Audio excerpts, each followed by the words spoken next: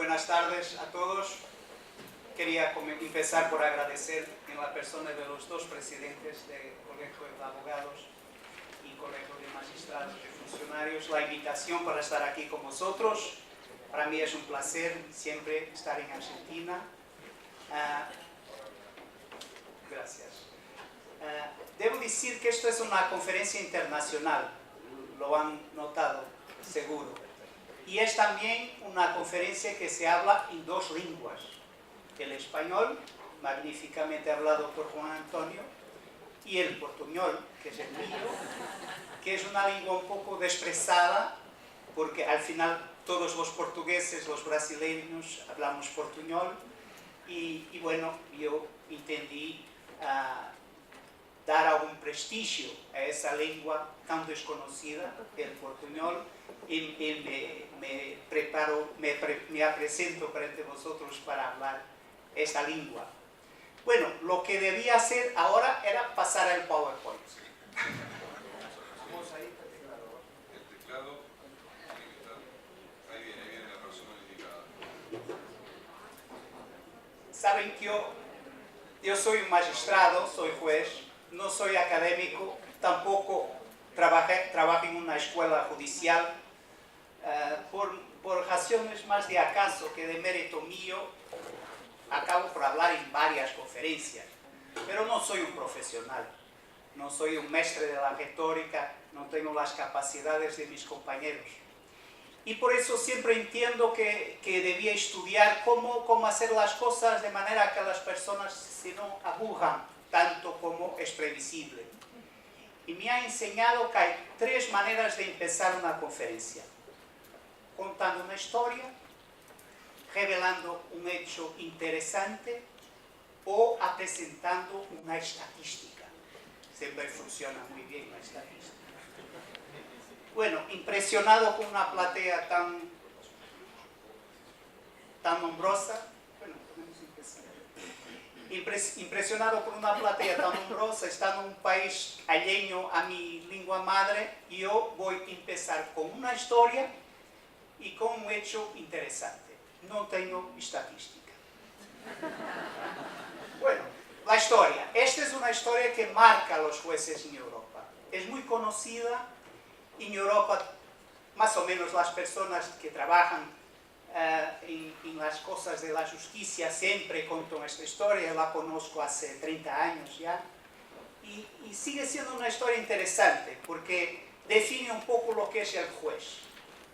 Si pueden ver ahí, lo que pasaba es del siglo XVIII. El rey prusiano Federico construyó un palacio para pasar sus vacaciones en Sanssouci, que es la expresión francesa para sin problemas. Un palacio de verano, de veraneo, cerca de Potsdam. Pero había ahí un molino de viento cercano que perturbaba su fantástica vista. El rey exigió comprarlo para demoler esta barrera. Eso es lo que está escrito ahí. Pero el molinero se recusó a vender. Se recusó una vez, se recusó dos veces. El rey no estaba entendiendo, el emperador Federico, qué pasa con este hombre que está creando todos esos problemas, y le llamó al palacio para que hablara con él. Y le dice: hombre, tú eres un pobre molinero y yo soy el emperador Federico. A mí me perturba la vista de mi palacio porque te miro ahí al molino y quiero que tú me vendas, que lo voy a demolir. Y él ha contestado que no, y que no. Y al final le ha dicho que lo siento, majestad, pero la respuesta es no, porque todavía hay jueces en Berlín. Berlín, que era la capital. Entonces la idea es esta: el poderoso y el más flaco, el rico, el pobre, y después un tercero imparcial que no se deja dominar por el poder del dinero, por el poder del cargo, de la aristocracia, y que al final le va a resolver el problema como sea de ley o de derecho. Esta es la leyenda. La leyenda dice, el mito dice que el rey se quedó tan impresionado con la respuesta del pobre molinero que el molino queda ahí, aún hoy. Y si ustedes van a Potsdam y se van a Sanssouci, la primera cosa que miran de la terraza es un molino, que ahora es un monumento histórico, que está planteado y continúa a ocupar la vista del palacio. A mí me gusta el mito, a mí me gusta la historia, pero parece que no es tan verdadera como eso. La segunda es un hecho interesante, que no sé si en España si la traducción lo dice. Bueno, hablamos de la Biblia, y el poder de la palabra en la Biblia está muy claro. En el principio era el verbo, y el verbo era con Dios, y el verbo era Dios. Esto es el principio de la Biblia. Entonces el verbo, la palabra, es todo lo que define la religión. Estamos hablando de una palabra que es decisiva. La idea que está inmanente a Dios es el verbo. Y saben que solo hay una palabra que está repetida en la Biblia. Una. Se pierde en la traducción portuguesa, solo en la traducción original, que sigue siendo la palabra seguida, que es la palabra tzedek, que significa, bueno, para concepto moderno, la palabra significa justicia. Entonces, justicia es la única palabra en toda la Biblia, esa que dice que en el principio era la palabra, es la única que está repetida. Tzedek, tzedek, es el Antiguo Testamento, Deuterónimo 16:20. No soy especialista en Biblia, pero si hay alguno que tiene la curiosidad de leer la traducción española, puede encontrar o no que la palabra pueda aparecer repetida, 2 veces seguidas. Claro que hay palabras que son miles de veces en la Biblia, eso es claro, pero seguida, tzedek, tzedek, solo hay una, que es justicia. Por eso es que pasan miles de años, hablamos todos del tema, siempre lo discutimos y sigue siendo el tema, la justicia. Y cuando hablamos de justicia, hablamos de derecho y hablamos de los jueces, naturalmente. Una idea, en mi opinión, que es errada, y Juan Antonio lo ha subrayado ya, es una idea de que el derecho es un ser inmortal. Uno se habitúa a pensar, bueno, el derecho va a existir siempre, es inmortal, es un poco como respirar. Bueno, ¿será? ¿Será que sí? ¿Será que no? Sabemos inteligencia artificial que está reemplazando a abogados. Hoy mismo, en bufetes de abogados en Londres, miles de ellos están siendo despedidos por eso de la inteligencia artificial. Hay una tecnología que está omnipresente en todo, eso por un lado. Por el otro lado, lo que realmente interesa muchas veces no llega a los tribunales, se queda en el arbitraje internacional, arbitraje nacional. Quien trabaja en el derecho civil o comercial sabe de eso, que las grandes cuestiones de las grandes empresas muchas veces no pasan por el sistema de justicia. Después tenemos eso de que hablaba Juan Antonio, mediación, conciliación, todos esos mecanismos que están un poco a desplazar el papel nuclear del derecho entendido como algo que es exercitado por un juez, como un abogado, en el espacio del tribunal. Por eso, cuando se habla de la historia del futuro, a quien diga que los despachos alfombrados van a sustituir las salas de juzgados. Y por eso pregunto, ¿será que el derecho es inmortal? Quizás la respuesta implica recuar y ver por qué ha el derecho sobrevivido por tantos años. Y la explicación es muy sencilla, es que el derecho, el poder judicial, si quieren, siempre tiene sus bastones, siempre. El poder judicial nunca se ha autonomizado por sí mismo. En la sociedad de todas las épocas siempre ha necesitado de un bastón para poder consolidarse, para poder afirmarse perante la sociedad. El primero ha sido Dios, Durante muchos años se decía que la voluntad de la ley, la aplicación de la ley, resultaba de una inspiración del derecho natural. Después, el príncipe, que ustedes certamente conocen esa evolución, y después de la Revolución Francesa, la idea del pueblo. Entonces, el pueblo ha sido siempre el bastón de la ley, el bastón del Poder Judicial, hasta el nuestro tiempo. Aunque después de la Segunda Guerra Mundial se hable más, no tanto de pueblo, pero más de derechos humanos, que serán como el bastón en que nos apoyamos para poder afirmar el sistema judicial. Pero ahora llega un nuevo adversario para el derecho y para el Poder Judicial, que es la gestión. La gestión está ahí. En Europa, los tribunales hoy son muy masacrados con una idea de gestión de tribunales, de rentabilidad, productividad, eficiencia, celeridad, que es una palabra que yo detesto, pero está ahí y condiciona mucho la actividad del juez y supongo que la actividad del abogado y la actividad del fiscal y de todos los que trabajan en el sistema de justicia. Es un error pensar que la gestión está al servicio del derecho. No está. Es un contraderecho. Es una tecnología de poder. Al final la gestión está ahí para se afirmar por sí sola. No es algo que esté debajo necesariamente y no está seguramente sobre el yugo de la ley. ¿Cómo vamos a sobrevivir hoy? ¿Cuáles serían los bastones para los tiempos de hoy? A mí hay un mito que me gusta mucho y que siempre me acuerdo de él cuando pienso en lo que hago como juez.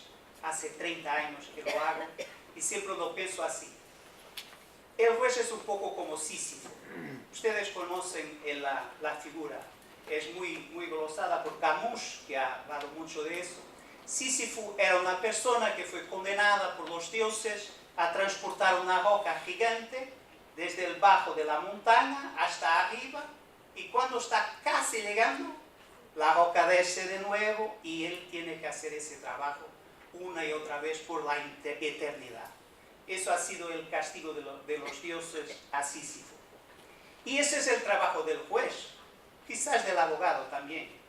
Pegamos en un caso, es un caso complicado, tenemos que manejarlo, lo manejamos, lo decidimos, pero en el mismo día tenemos otro caso y otro y otro y otro. Nunca se acaba. Es un poco como el trabajo de Sísifo y esa es nuestra realidad. Eso implica dos cosas decisivas para el trabajo del juez del siglo XXI.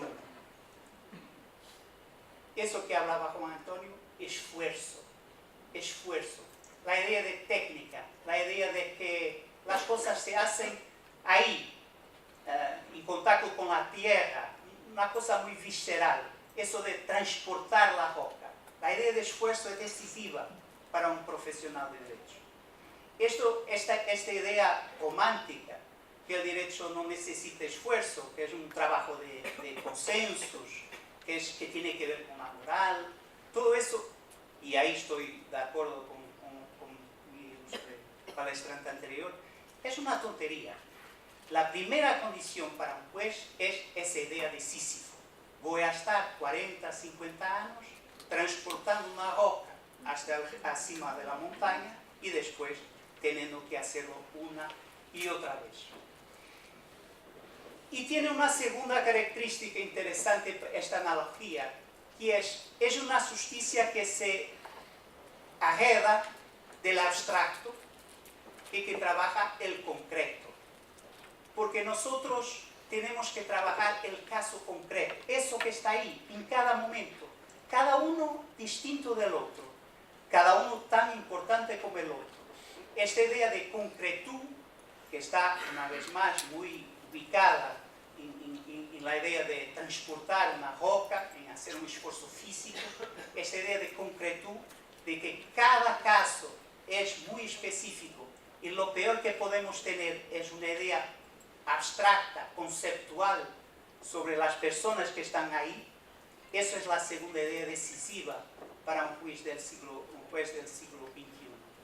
Es un poco la idea que los procesos no son personas de papel, son personas que están ahí. Bueno, hay un pensador que se llama Benoit Friedman, que a mí me impresiona porque sintetiza muy bien lo que es la situación de la justicia hoy. Y mucho sobre el tema de la calidad, lo que es un sistema de calidad, lo que es la calidad de la justicia. Al inicio era la idea del silogismo, la idea que hablamos hoy, que es la idea de que hay una norma, hay que encajar la norma al caso concreto, el silogismo judiciario, y sabemos que una justicia es de calidad si el juez aplica la ley, si hace el silogismo. Es una idea muy simple que viene de Montesquieu. Napoleón acostumbraba decir que los jueces son como los punteros del reloj. Si uno tiene los hechos y la ley, el juez es como un puntero de reloj. No puede haber sorpresas. Si son las 5:30, son las 5:30. Si son las 6, son las 6. No son las 6 menos 5. No hay creatividad, no hay discrecionalidad. Es la idea del silogismo puro, que se terminó, como saben, mucho por culpa de la Segunda Guerra Mundial, pero por muchos motivos. Se habla mucho del control de calidad por la idea principiológica, que tiene que ver con el fetiche constitucional. Después la idea de motivación, y vamos por Dworkin, por Perelman. El juez se basa en su racionamiento, en la fundamentación. Eso es que da calidad a la decisión. Después, con haber más la idea de procedimiento, esa idea que el juez va a decidir bien, porque fundamenta bien, depende de un debate anterior. Y eso me gusta. Un debate rico y plural. Eso es el que califica el juez para decidir. Y ahí viene el abogado como factor decisivo.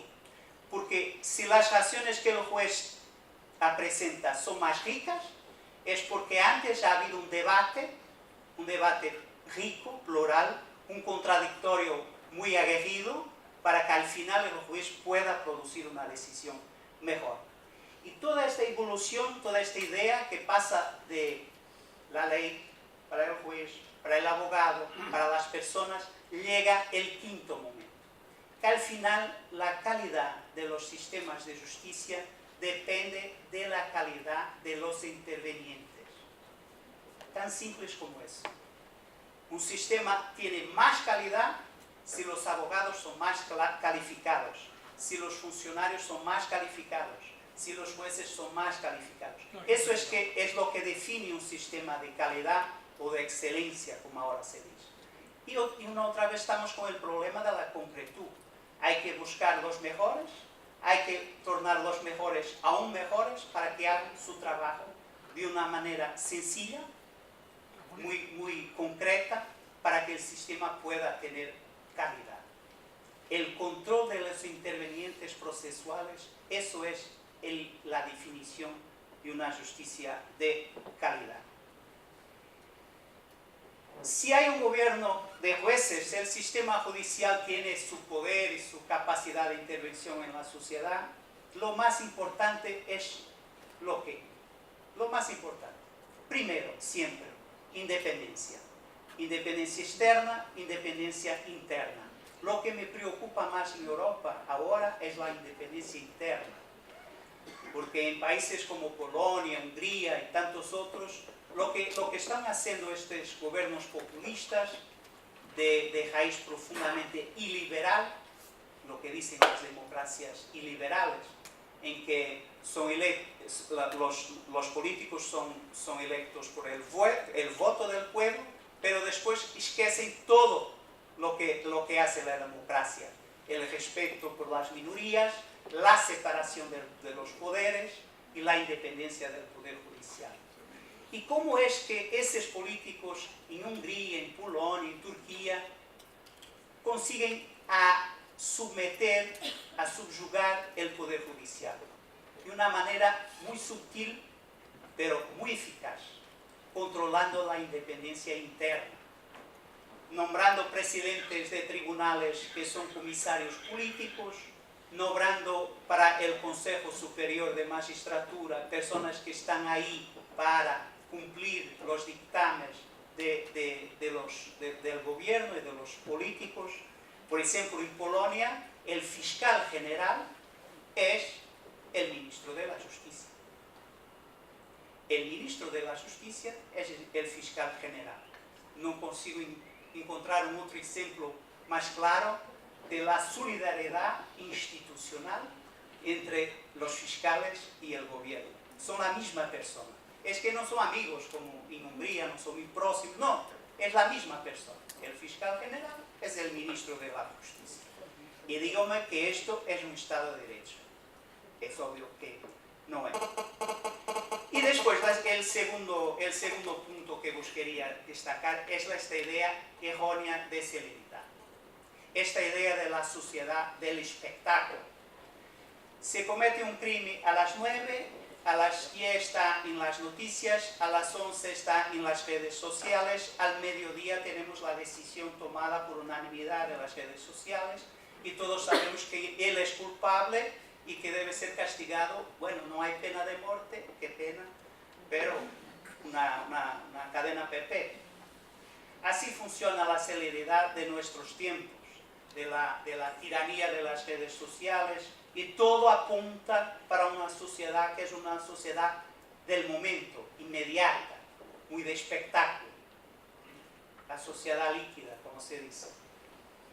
Y yo ahí retiro enseñamientos de la literatura, que es preciosa para retirar enseñamientos en todas las circunstancias. Hay un escritor que me gusta mucho, vive en Francia, pero es de raíz checa, que se llama Milan Kundera, quizás algunos de vosotros ya han oído hablar. Y Milan Kundera explica una situación extremadamente banal. Un hombre camina en la calle. De repente quiere acordarse de cualquier cosa, pero el recuerdo se escapa. En ese momento, maquinalmente, el hombre retrasa el paso.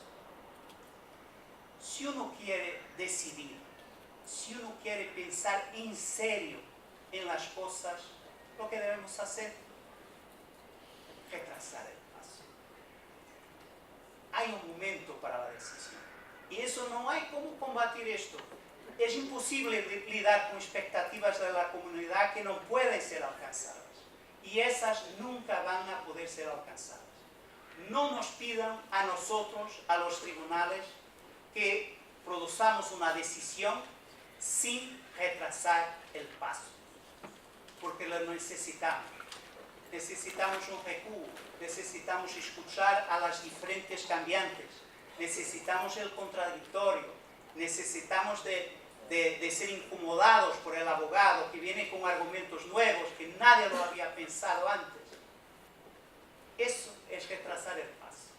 Y el día en que la justicia no puede retrasar el paso para tener mejor memoria, para pensarlo mejor, entonces mejor será entregar esas 10 alternativas de que hablaba García Amado. Es una alternativa que está ahí, las redes sociales, que deciden todo muy rápido, de una manera muy eficiente, todos van en el mismo camino y al final, bueno, sería una alternativa. Pero eso no es el perfil del juez del siglo XXI, ni XX, ni XXII, nunca va a ser, porque eso es la antítesis de la justicia, que vive mucho, que precisa, que necesita de ese retraso. Después hay que insistir en un otro tema que tiene que ver con la gestión, que está ahí, que no va a salir y tenemos que vivir con eso, con la gestión de la informática, con las plataformas electrónicas, con el poder de los presidentes determinar cuánto tiempo debe demorar un caso, cuántas personas son necesarias, cómo vamos a ser más rápido, cómo vamos a ser más productivos. Eso está ahí, no va a terminar nunca. Pero eso tiene un problema, que es un problema muy preocupante para el sistema judicial, que es la devaluación de la dimensión cualitativa. Porque la cantidad y la calidad ni siempre van conectadas. Y una lucha permanente de nosotros, los juristas, esos que estamos ahí resistiendo a los economistas y a esa presión tremenda de los tiempos modernos, los juristas tienen esa preocupación de siempre insistir en la dimensión cualitativa, especialmente porque estamos hablando de personas, de los casos de las personas, de la solución para los problemas de las personas concretas. Todo esto es muy difícil porque hay un desequilibrio. La comunidad en las redes sociales demanda celeridad. La comunidad en la presión de los políticos y de la sociedad en general demanda cantidad, demanda que se hagan más casos que el año anterior, que se tenga una estadística más bonita, todo eso. ¿Cómo vamos a enfrentar eso? No tengo respuestas definitivas. Pedagogía, eso es fundamental, es nuestro papel, por eso estamos aquí también. La idea de una comunidad de juristas, porque al final el jurista sigue siendo esencial al equilibrio social, esa ingeniería social de que hablaba Juan Antonio, y saber dialogar con los medios. Un diálogo que no vamos a decir lo que ellos quieren que nosotros digamos. Vamos a decir por veces cosas que van en contra de lo que los medios gustarían que nos hiciéramos, pero no nos resta otro papel, sino un poco ese papel de conciencia. Finalmente, algo que el sistema de justicia continúa a dejar mucho para atrás, que es el ciudadano, esa persona, ese desconocido que va al tribunal. Yo todos los días cuando voy a mi tribunal veo llegar personas, siempre con un ar perdido, el edificio es enorme, andando por los pasillos, procurando buscar dónde es su sitio, muy nerviosos porque van al tribunal una vez, 2 veces, 3 veces en su vida. Ese ciudadano a veces parece que es algo que no debía estar ahí, que es una incomodidad para nosotros, los juristas, los abogados, los fiscales. Estamos ahí todos los días y aparece ese ciudadano y uno pregunta, ¿usted qué quiere? Bueno, tengo esto en mi mano, me han pedido para venir acá. No sé si en Argentina es así. Es que no sé. Nos trabajamos para esa persona. Que no haya confusión en eso. Es esa persona perdida ahí por los pasillos del tribunal, que es nuestro cliente. Es la razón de ser, estamos ahí. Y el día en que continuamos a esquecer eso, es el día que estamos minando la confianza en el sistema de justicia.